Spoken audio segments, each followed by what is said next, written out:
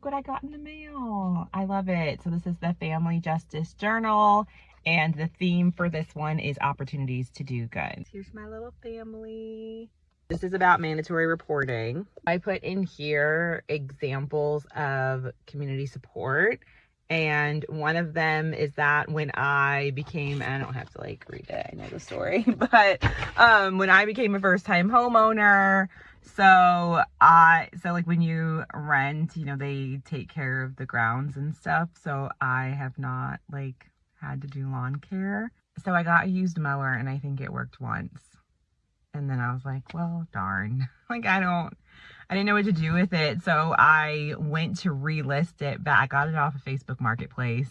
I went to relist it back for parts and just see like, okay, well, I got one mow out of it that saved me however much it costs to have people come mow your grass. If I sell it for parts, I'll get some of the money back, whatever. I guess I'm going to have to buy a new lawnmower.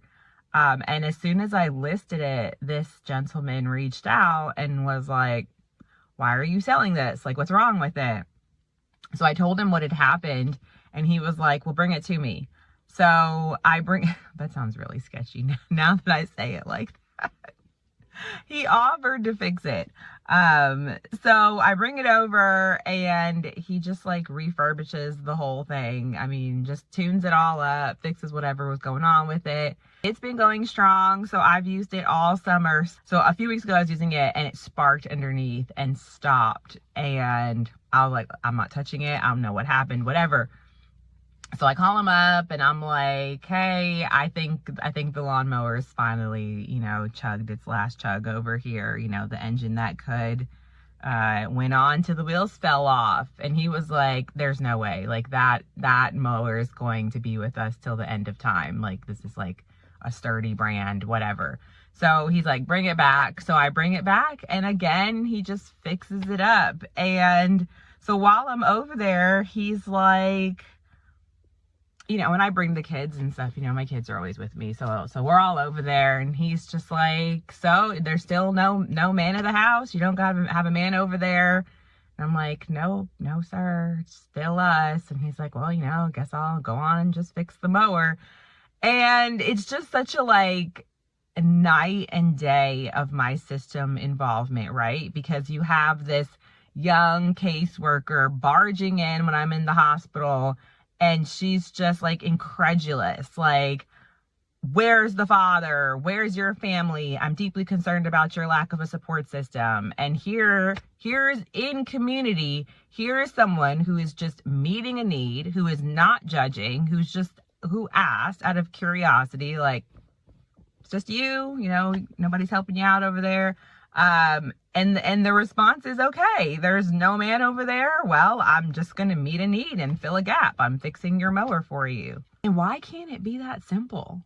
Why can't we just have community and have each other meeting each other's needs here? Like I just, the answers for what we need will never come from another program. It'll never come from another service. It'll never come from overreach intervention, case plans, and all of that. It is going to come from people just being neighbors, from blocks still being blocks, from community-based organizations like the Virginia Family Resource Center, where they know the families already. They may not know all the details, but they've already made those connections and they are just there and ready to jump in. You know, once they find out there's another need, it's like, okay, we're on it.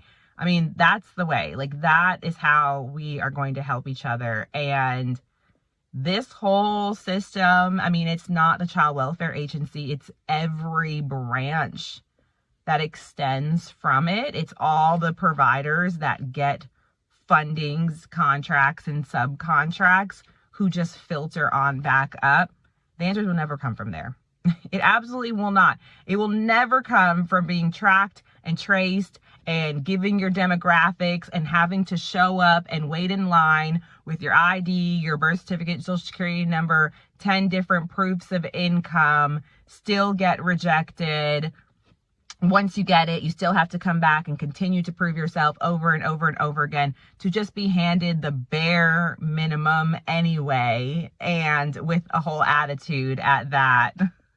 Just look down on you. You're literally in a helping role. Like, you took a whole profession on to be a helping professional, and you look down on the people that you're helping, but then you lift yourself up by telling yourself that you're saving them. It absolutely makes no sense. Anyway, I just love this. I just love that, knowing it just seems so small, right? Like, there's just some kind neighbor who's like, I'm just gonna help this lady and her endless lawnmower problems. It seems so small, but that is one less thing on my plate, one less thing in the hustle and bustle of signing permission slips for school, of making sure the kids are fed and dressed and entertained, and our bills are all paid, and I'm able to maintain a career while doing it all. And it's just one less thing that I don't have to worry about this lawnmower, that I know that I have a safety net for that one thing. Whenever that's not working, it's not going to blow up into this whole crisis where now my lawn is like overgrown. I don't have an HOA here, thank goodness. I mean, I probably would have already been kicked out if I did, but I don't know. Do they kick you out? Do they fine you? I've never had one, actually. But I don't know. It's just one less thing that, my neighbors aren't going to be judging me.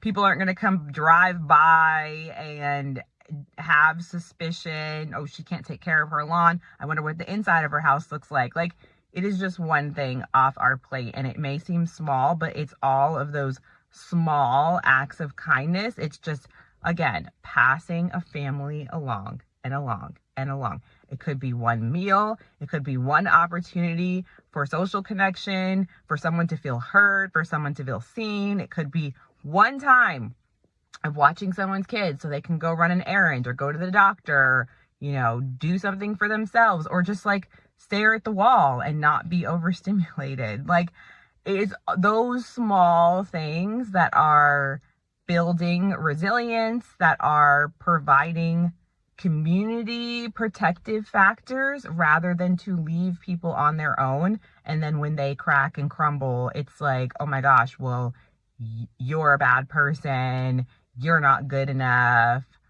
Not only were you not included and there's no sense of belonging for you in community as it is, but now we're going to further ostracize you, further shame you by taking your kids away, by taking everything away from you, by just really like torturing people, giving them these like case plans that don't even match the need in the first place, making them jump through all these different hoops to like prove their humanity, to beg for scraps, to beg for simple help, to be seen. I mean, I don't know. The lawnmower is a small thing, but it's a